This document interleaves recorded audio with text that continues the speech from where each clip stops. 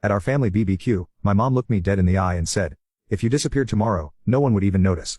Everyone laughed except me. I quietly raised my hot dog and said, "Challenge accepted." That night I vanished, Pret 1. The grill was hot, the music was loud, and the air was thick with smoke and jokes. It was our annual family barbecue. The sacred tradition, as Mom called it. Kids ran wild, uncles argued about football, and the buffet table overflowed with store-bought burgers and soggy coleslaw.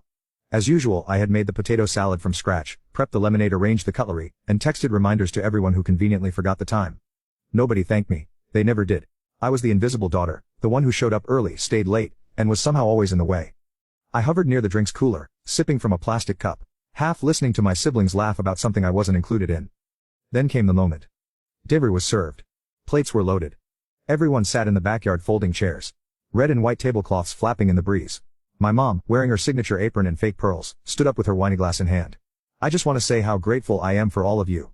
She smiled, eyes darting from person to person, skipping me like I was just part of a fence. Then she locked eyes with me.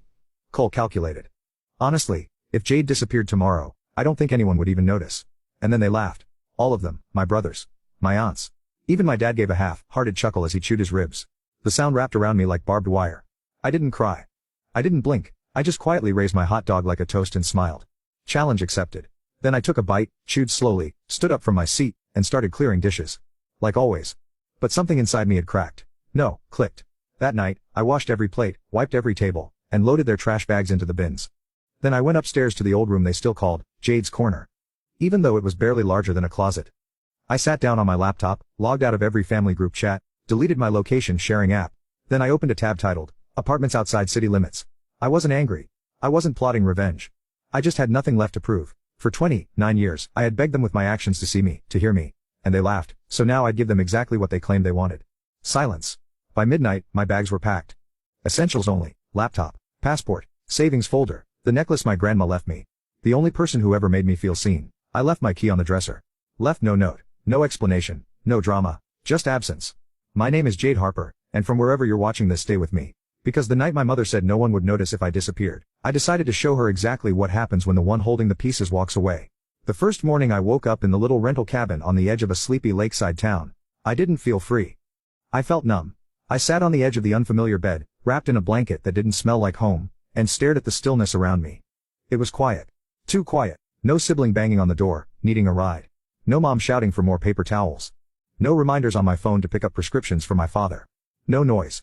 And yet, somehow that silence was the loudest thing I'd ever heard. I didn't vanish on a whim. I'd been preparing to disappear long before I ever heard my mother say those words, because deep down I always knew they didn't see me. Not really. Growing up, I was the reliable one. I brought home straight A's, got my first job at 16, paid part of the household bills while my siblings got allowances for doing nothing. When my brother totaled his car, I gave him mine. When my sister needed money for tuition, they came to me, even though I was working double shifts to afford my own night classes. Every birthday, I spent baking cakes, decorating, organizing. Every holiday, I stayed behind cleaning dishes while the rest of the family posed for photos I wasn't in. My reward. Mockery, dismissal, and a mother who looked me in the eyes and said I could vanish and no one would even notice. So I tested that theory, and I walked away. At first, it felt like punishment. I watched the trees outside my window sway in the wind, while I tried to figure out who I was without someone needing me. I didn't tell anyone where I went. I disabled my Instagram, shut down Facebook, blocked every family number. I started fresh under a new account, Jade R, freelance admin, available remotely. I applied for jobs quietly, took early morning walks with headphones in, and no one to ask me where I was going. No one to call me in the middle of a work shift with another small favor. No guilt. No obligation.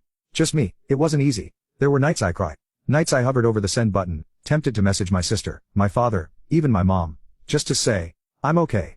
But I didn't, because deep down, I wasn't doing this to be missed. I was doing it to find out if I mattered when I wasn't useful. It was the first time in my life I wasn't performing for their approval. And that freedom. It didn't come in fireworks. It came small, defiant breaths. I made my coffee the way I liked it, watched movies without someone judging my choices, started writing again, took pictures of sunsets, and posted them on an anonymous blog. I was lonely. But I wasn't alone. Because for the first time ever, I had me.